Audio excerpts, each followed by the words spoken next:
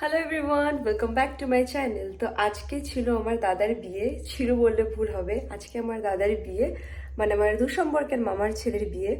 তো সেটা হবে সেই আড়ংঘাটাতে। আর এখন কটা বাজে? এখন অলমোস্ট 7:30। আমি আর আমার মা জাস্ট রেডি হচ্ছি। আর আমাদের ট্রেন হলো 8টায়। আগে থেকে কিছু প্ল্যান করা ছিল না, এখন আমরা যাব। সে বিয়ে মেবি 11টায় লগ্ন, বাট এত রাত্রে কেই যায় ওই গ্রামের সাইডে। এখন আমরা এত রাতে দুজন যাব। যাই হোক, মেকআপটা রেডি করে নিয়েছি তাড়াতাড়ি করে, তাই জন্য টাইম কম ছিল, তাই ভিডিও করতে পারিনি। আর চলো বাদ বাকি ড্রেস ফিট কি করি না করি তোমাদের দেখাই। আর আজকে যেটা পরবো সেটা দেখাচ্ছি, দাঁড়াও। আমি রেডি। আর এটা দেখো আমার লুক। এটা আমি শপার স্টপ থেকে নিয়েছিলাম 1 কি 2 বছর আগে মেবি।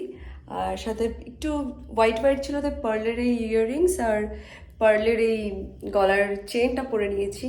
আর ব্যাক ক্যামেরা করে দেখাচ্ছি কেমন লাগছে লুকটা। এই দেখো, this is how I am looking. এটা ফুল গাউন, ঠিক আছে? প্লিজ ইগনোর দ্য চপ্পল ইগনোর করে দাও। রেডি তো হয়ে গেছি, বাট আই ডোন্ট নো কখন আমরা পৌঁছাবো। এখনই 7:30 বাজে অলমোস্ট। দেখো, এটা হলো লুক। তো বাদ বাকি ব্লগ আমি বেরিয়ে করছি, কেন কি আদারওয়াইজ আমি ট্রেন পাবো না। ট্রেন না পেলে এই লুক পুরো বকবাস হয়ে যাবে।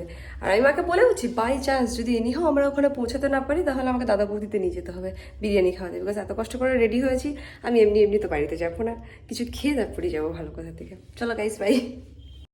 তারপর ফাইনালি আমরা লাস্টের ট্রেনে উঠলাম। আর কি বলবো, ট্রেনটা যদিও বা ফাঁকা ছিল, তাই জন্য একটু ভালো। আর পুরো রাস্তায় আমি কানে ইয়ারবাডস লাগিয়ে গান শুনতে শুনতে চলে গেছি। আর তারপর ওখান থেকেই চলে এসেছিলো গাড়ি আমাদের নিয়ে যাওয়ার জন্য।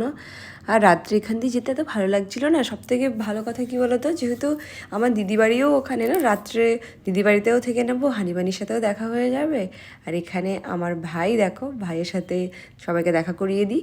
এই যে ভাই, যেই দেখি কেউ পকোড়া খাচ্ছে তো ওর ওখান থেকে খেয়ে নিলাম। এখানে আমার জামাইবাবু, এটা আমার দিদি, আর মামিও ছিল, মাও রয়েছে, এখানে সবাই রয়েছে। বিয়ের একটা জিনিস খুব ভালো, কী বলো তো, সবার সঙ্গে দেখা হয়ে যায়।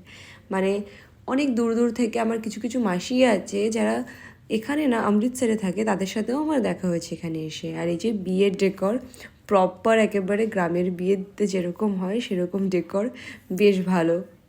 বলো, নাহলে এমনি এমনি দেবো না। হ্যাঁ, আর খাওয়া শুরু। আর সুষমা আসার পর থেকে তো পাকোড়া খেয়ে যাচ্ছে। আর লাস্টে ও কি বলছে শুনবে, যে ও নাকি ওর বিয়েতে 10 দিন আগের থেকে নাচ করবে। যাই হোক, ভালোই হবে। ওর বিয়ের জন্য তো আমরা সবাই ওয়েট করে আছি। মানে এত লুক ডিসাইড করে রেখেছি না, যে ওর বিয়ে হলে শুধু আমি নতুন নতুনভাবে সাজবো আর ভিডিওস আপলোড করব। হ্যাঁ, তারপর তারপর তারপর আমি ফুচকা পাইনি, এখন লাস্টে খাবো। যদি ফুচকা খেয়ে পেট ভরে যায়। চিকেন পকোড়া 3-4 বাটি, ঠিক আছে? তারপরে আবার কি ওই মিষ্টির প্যাকেট।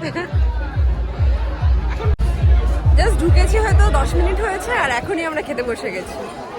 না না, আমরা অনেক তো এসেছি যেহেতু অনেক রাত করে, তো আসার সঙ্গে সঙ্গেই খেয়ে নিয়েছি। এখানে ছিল নানপুরি, আর তারপর ডাল, কাতলা মাছ, এগুলো ছিল। তো সেগুলোর ক্লিপটা নেওয়া হয়নি, কেন কি ভাই বোনদের সাথে খেতে বসেছি, থরি কি আর ভিডিও করবো অল টাইম। তাও যতটা পসিবল নিয়েছি। আর লাস্টে খেয়ে নিয়েছিলাম এখানে চিকেন ছিল, আই থিঙ্ক, হ্যাঁ চিকেন আর ফ্রাইড রাইস খেয়ে নিয়েছিলাম। আর ফাইনালি বিয়ে শেষ। তো এখান থেকে শেষ করে আমি চলে গিয়েছিলাম দিদি বাড়িতে, হানিবানির কাছে।